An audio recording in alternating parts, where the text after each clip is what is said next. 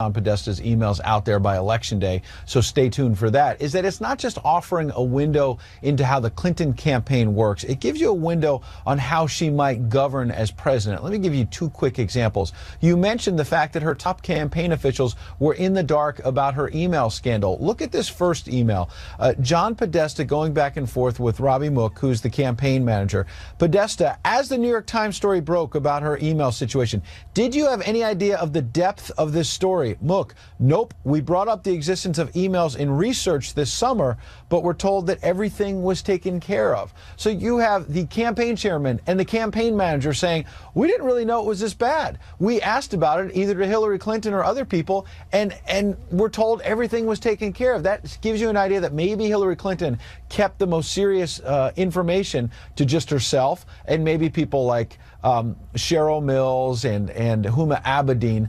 As president, if you're not sharing information with even people in your administration, very senior people like John Podesta, that could be a problem. Last one on Israel. Neera Tanden, her name keeps coming up, a liberal activist who writes in to John Podesta in March of 2015 when Prime Minister Netanyahu was in America. Israel is depressing. It's a good lesson that the wingnuts are just ruthless in every country. Podesta responds, bad. Why is this significant? Well, number one, Neera Tanden is the co-chair of the presidential transition for Hillary Clinton if, in fact, she's elected. She's going to have a powerful voice in the next administration if it's a Democratic one, number one. And number two, think about, again, taking a step back, what we've seen already.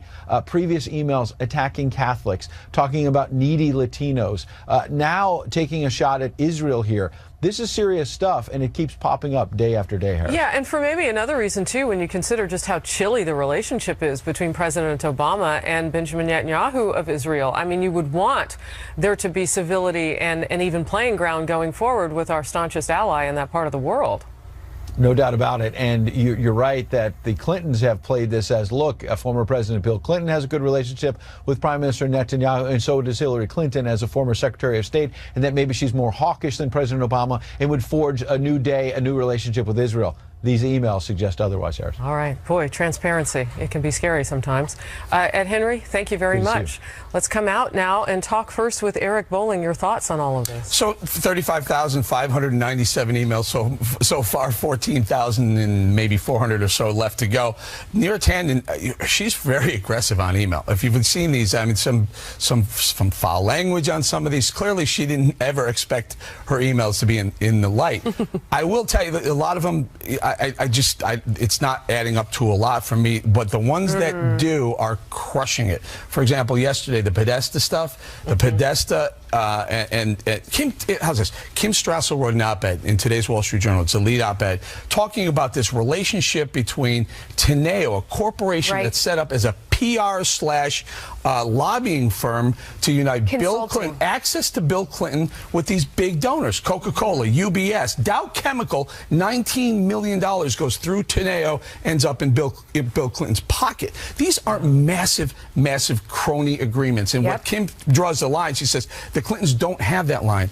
There's a blurred line between what's charitable activities and what goes right into the Clinton coffers, and I think that is really the damaging stuff, not necessarily who they like, who they don't like. Do they need 4 white guys running the campaign or not, or anyone else? Damaging in terms of what the nation learns, but I also see a tremendous collateral damage that we are keeping up with now. She didn't even care about her own people.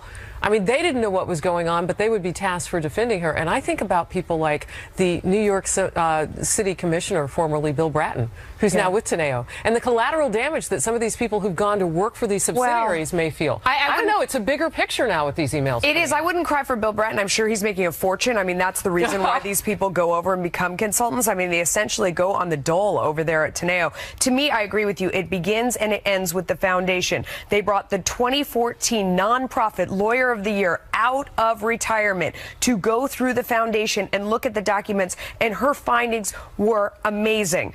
She said that the oversight required by federal charity law, none of it was in place there. She said donors expected a quid pro quo in return for their contributions. You have people at other networks saying the foundation has to be closed. Oh my goodness, that horse is out of the barn. I mean, these people have already paid the Clintons $15, $12 million in the case of the King of Morocco. He's looking for for payback. It says it right there in their documents. They expect something down the road. They've already paid, and when she goes to the White House, she's going to pay all these people back. The Saudis, Abu Dhabi, King of Morocco, Goldman Sachs, all the people that paid her expect favors. At the very least, she's got to prove that she won't be doing that. And she's got to prove it pretty quickly, right? Okay. And this is not the first time we've heard quid pro quo. So then why, going back to John Podesta being left in the dark, why would Hillary Clinton, when they were self-vetting, why would she have not put everything out there and told him, quote, that everything was taken care of with the emails? So when I read through these emails and all the articles on this, there are two things that struck me. Number one, the fact that Chelsea Clinton had a concern about the people who are working for the Clinton Foundation.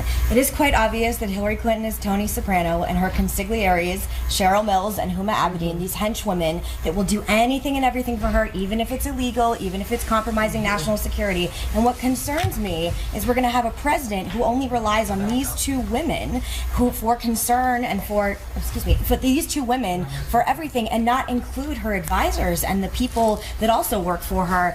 It's when you're talking about the White House and the more incredible decisions that have to be made for a president. If you're only consulting two close women who will do things illegally for you, that should raise. Can I add to this? We're going to fix your mic in like 10 seconds for people who can hear it.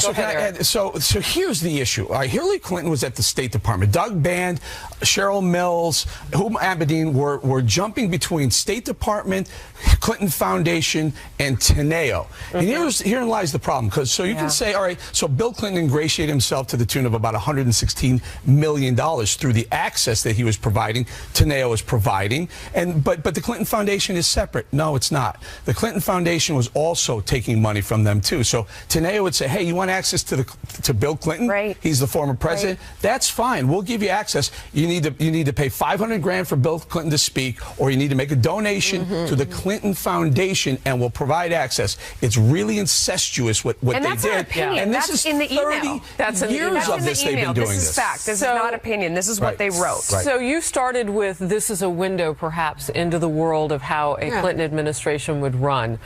And the people that she would keep close to her. I want to know who she would listen to, who would have told her that this wasn't just a bad idea, it was like the worst idea if she ever intended to run and win. Yeah. I mean, if she they don't care, Harris. They don't care. And Kim Strassel points it out, and she calls it grifters. Chelsea's running the foundation. Grifters in chief, which means, you know what a grifter is? A grifter shows up and takes everything, invited or not, they show up and they don't leave until they get everything they could possibly get from the host. Does President Obama care about this, do you think?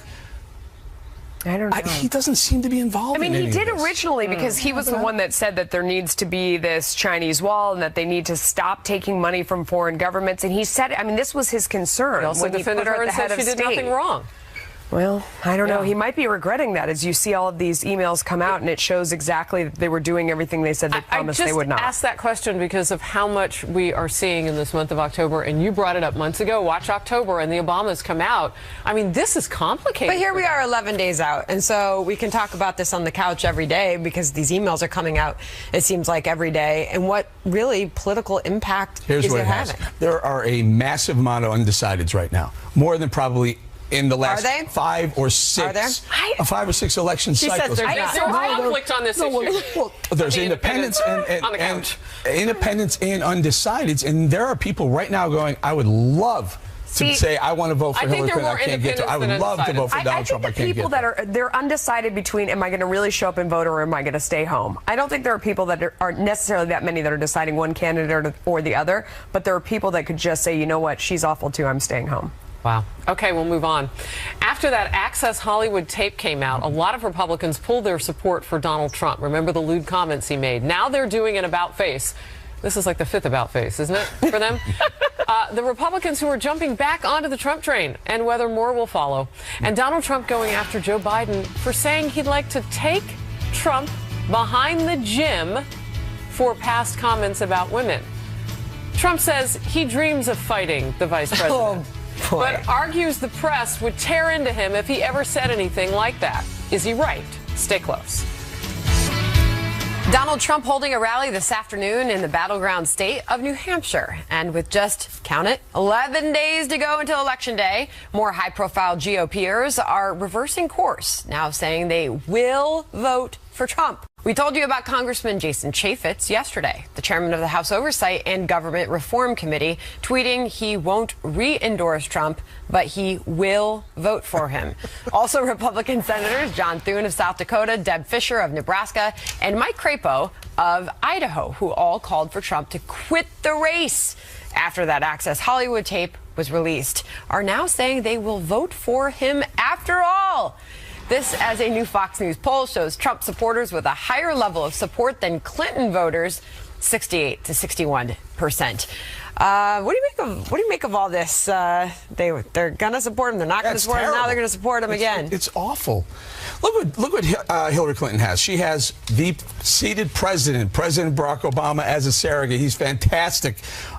Michelle Obama is probably the best surrogate I've seen in 20 years. I mean, she's amazing for her. She's got Joe Biden.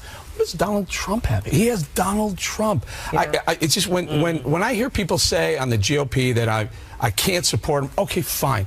Then I hear people say he should pull out. That's awful.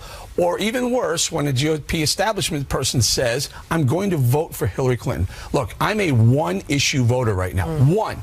It's the Constitution and the Supreme Court and the federal judicial system. That's my only issue. Love Donald Trump or hate him, he's far more conservative than anyone that Hillary Clinton will put on the bench. Megan, your thoughts on Republicans reversing course? Jason Chaffetz in particular looks like he's just doing this for political expediency. I actually have a problem with the fact that his 15-year-old daughter when he unendorsed, and then I don't know what happened. He said he couldn't look his 15-year-old daughter in the eye, and I don't know what happened in a few days, but now apparently his daughter isn't coming into play with this. He was angling for speaker before Paul Ryan. I think this probably goes to the fact that there is a large swath of the Republican Party who are huge Trump supporters, and he doesn't want to make them angry. I just want politicians to keep with their convictions one way or another. If you unendorse, stick with it. There's a mere 11 days left. We're literally counting down the hours at this point. But you're swaying with the wind, and in some swing states, Donald Trump is doing better right now. I certainly wouldn't count him out. So the problem with these specific politicians that we just referenced is it looks like you just go wherever the weather vane is. No conviction one way or another. Be a Jeff Flake, a Ben Sass, stick with it the whole time. You hit the nail on the head. The word is winning. Yes. And, you know, from the beginning, they were behind him, how much? Zero, the establishment. But when he beat 16 others, they did kind of a check, and then they check back out, and then they check in, and then they check out. At the convention, he had to move forward, and he did. Paul Manafort came in and helped scoop up those delegates. A tape comes out. It is lewd. It is crude. Awful things said. However, now they're back on the train. So what's driving it? What's changed? Winning. No, I see. I disagree with you guys totally on this one. I think that in this last moment, it is actually effective to have somebody like Jason Chaffetz stand up and say, look, I mean, what a lot of people are thinking, both of these candidates are not ideal. I've got really big problems with them. But at the end of the day, I need to go vote for Donald Trump. You say you're a single issue voter on the Supreme Court. I'm a single issue voter on the economy. I think that we are in dire straits right now with what's happening with Obamacare. You talk to people and their premiums. I'm going to talk about that a little bit in the battleground state and how that shapes up. But I think with the economy, with business, with the market, with regulation, Donald Trump is so far ahead of Hillary Clinton in terms of what he'll do for tax policy, how he can get this country moving again, that regardless of how you feel about him, because I hate his comments on Abedin, as president, if you're not sharing information with even people in your administration, very senior people like John Podesta, that could be a problem. Last one on Israel. Neera Tanden, her name keeps coming up, a liberal activist who writes in to John Podesta in March of 2015 when Prime Minister Netanyahu was in America. Israel is depressing. It's a good lesson that the wingnuts are just ruthless in every country. Podesta responds, bad. Why is this significant? Well, number one of this story, Mook, nope, we brought up the existence of emails in research this summer, but we're told that everything was taken care of. So you have the campaign chairman and the campaign manager saying, we didn't really know it was this bad. We asked about it either to Hillary Clinton or other people, and we're told everything was taken care of. That gives you an idea that maybe Hillary Clinton kept the most serious information to just herself and maybe people like Cheryl Mills and Huma on Podesta's emails out there by Election Day, so stay tuned for that, is that it's not just offering a window into how the Clinton campaign works. It gives you a window on how she might govern as president. Let me give you two quick examples. You mentioned the fact that her top campaign officials were in the dark about her email scandal. Look at this first email. John Podesta going back and forth with Robbie Mook, who's the campaign manager. Podesta, as the New York Times story broke about her email situation, did you have any idea of the depth? Neera Tanden is the co-chair of the presidential transition for Hillary Clinton if, in fact, she's elected. She's going to have a powerful voice in the next administration if it's a Democratic one, number one. And number two, think about, again, taking a step back, what we've seen already. Previous emails attacking Catholics, talking about needy Latinos, now taking a shot at Israel here. This is serious stuff, and it keeps popping up day after day, Harris. Yeah, and for maybe another reason, too, when you consider just how chilly the relationship is between President Obama and Benjamin Netanyahu of Israel. I mean, you would want there to be civility and even playing ground going forward with our staunchest ally in that part of the world. No doubt about it. And you're right that the Clintons have played this as, look, former President Bill Clinton has a good relationship with Prime Minister Netanyahu, and so does Hillary Clinton as a former Secretary of State, and that maybe she's more hawkish than President Obama and would forge a new day, a new relationship with Israel. These emails suggest otherwise, Harris. All right. Boy, transparency.